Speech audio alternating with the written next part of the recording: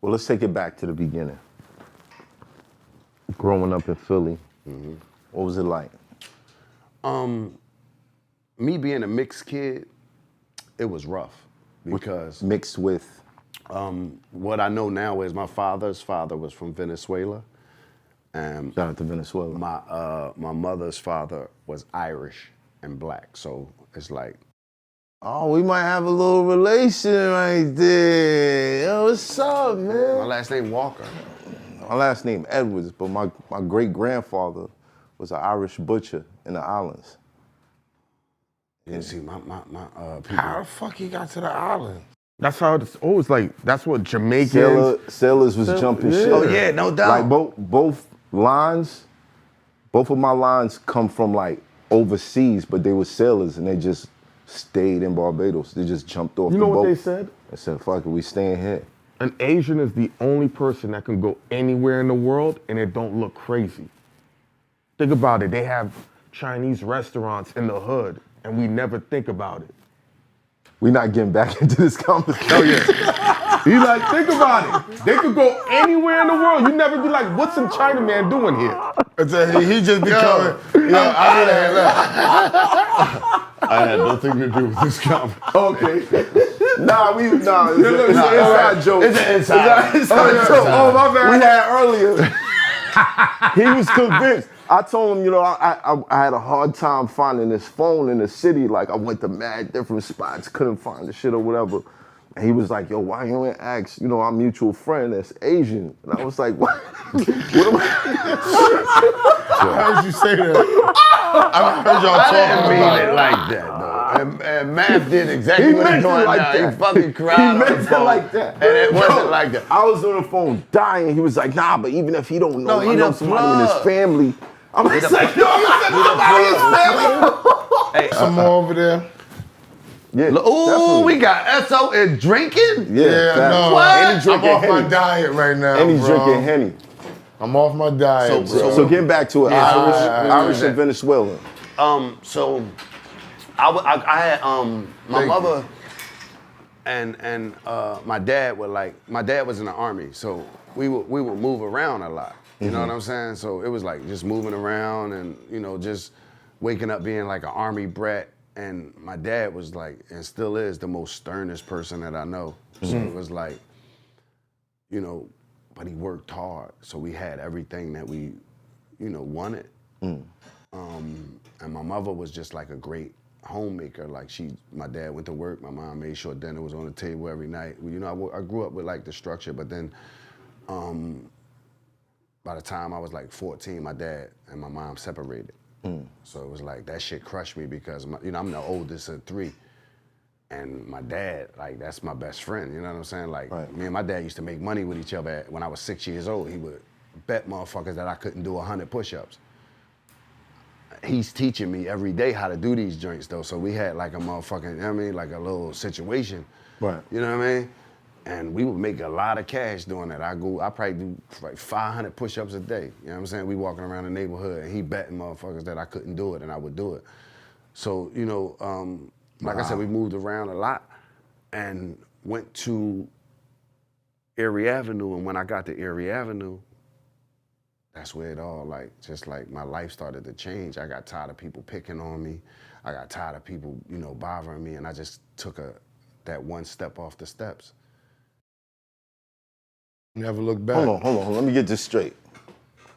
People was picking on you, Yeah, but you could do 100 push-ups. yeah.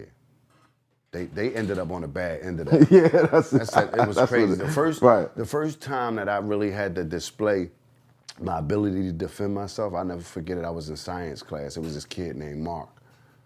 Mark, fuck you too. I'll knock you the fuck out of here. If I ever see you again, nigga, I'm gonna knock you the fuck out of here. He called me a spick. I didn't even really know what that was. You know what I'm saying? But it just hurt, like the way he said it, and everybody in the class laughing. I just turned that shit around and the science tables, they be like, Yeah, he man. went clean under that bitch.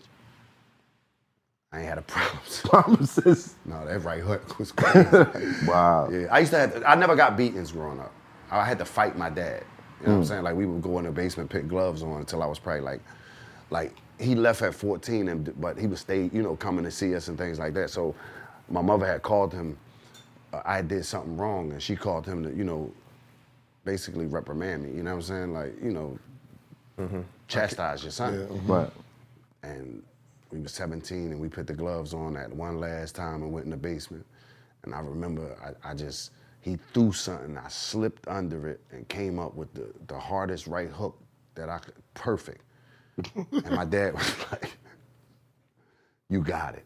I said, got what? He said, no, you got what I was trying to teach you, but listen, you gotta listen to your mom. You know what I'm saying? Like, you feel me? I turned that shit over. Now it's time to talk and negotiate. Yeah, now it's time to at this point, okay? I didn't even know this shit hit me. You know what I mean? I didn't even know I threw it that fast. Right. I just got tired of this shit. Like, you're not gonna keep taking me in the basement, bro, and beating the shit out of me. Right. I'm going through this shit since I was 14. I'm a pro fighter by 17, like Right. we gonna go at it. Right. And I turned that shit over, boom! Dad was like, I love you, Dad, too, man. Thanks for teaching me how to be a man. Right. His shit was like this. Listen, man, you got it, all right? Listen to your mom, please, man, because I can't, we can't do this shit no more. Next thing, we to the pistols with this shit. We popping and shooting out outside that motherfucker. Straight up. Wow, that's dope. Yeah, but, you know, so by like 17, 8 years old, me and my brother made our first record. You know what I mean? Like, you know, just trying to rap. My uncle Beast and shit. He always would make beats and shit in the crib, and he had wrote this song for us and shit. And we did it. You know, we do. Is that the bars you spit against Ja Rule?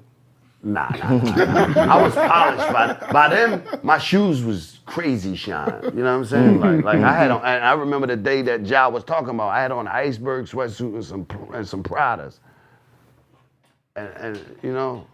So that meant the bars was lit because you had How could you iceberg and Prada. miscarry? I got it from up here at Alligators next to Apollo. Because he came with the Prada. I mean, the bird going, his bars was lit. Yeah. Then I did a shirt with No, I ain't there no You more. ain't wearing the I know bird when if they your left. bars ain't lit. You know what I'm saying? You gonna get robbed for your birds if your bars ain't lit. No, but I'm telling you, it's You know? just like when you hearing Hov and all these other people talking about this iceberg and you seeing it in videos, if you ain't got it on and you rapping, like back then we was rapping about getting money, you know what I'm saying? That's like, it. That's it. It was all about getting money. Puff and them changed the Except game with that X. get money talk. Except- You know Yeah. what I'm X saying? changed the back, but everybody else I was mean, getting money. even Kiss talked that Iceberg when shirt with ice along with it. right, like so when you, Yo. I got that shit on. Yeah.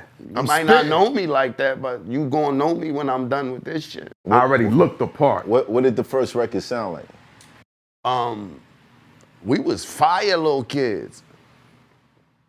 Yeah, it's the S to the P, U-N-K-I-E, spunky, and I'ma get funky. So listen, silly rabbit, you got a habit of saying that I'm a bad boy and I broke your kid's toy and took your girl's arm and joy. I don't be living like that, so just leave me alone. Hey, yo, Chip, what up? I pass you the microphone. My brother jump in. You know what I'm saying? I was 8 years old, that's 88, my nigga. 88. 88, my nigga. That's when I'm watching my uncles in the Sergio Tacchini sweatsuits pulling up with 15s in the back seat. And you hear, I mean, Wow. 88. you hear that shit on. Straight. Elvis was a hero to most. What I mean, you just, Yeah, right, you know what I mean, what? What? I'm lit at that time. You hear me? Those was the Black Bart Simpson T-shirt. Yeah, days. yeah. That. With the leather. Word, African joint bags. Oh. I had that- the clock though. You had the clock. Yeah, we Yo, from Philly. We had the clock. Philly You niggas had had the the clock. We Crazy. had the clocks. My Flavor moms Flav. wouldn't let me wear the clock. Me neither. Listen, Pop was too dookie. I had a Word. clock, bro. I had a clock. My mom Wow. was that type of mom. She was like, they eat that shit on TV. Shout out to Public Enemy. Yeah. Oh man, shout out. That to impact yeah, is what? crazy. Listen, Different. At that Way time, mid crack era. Shit is wow. And they in the was streets. talking about that type of shit in a political way, and it's crazy. Chuck D. Out of here.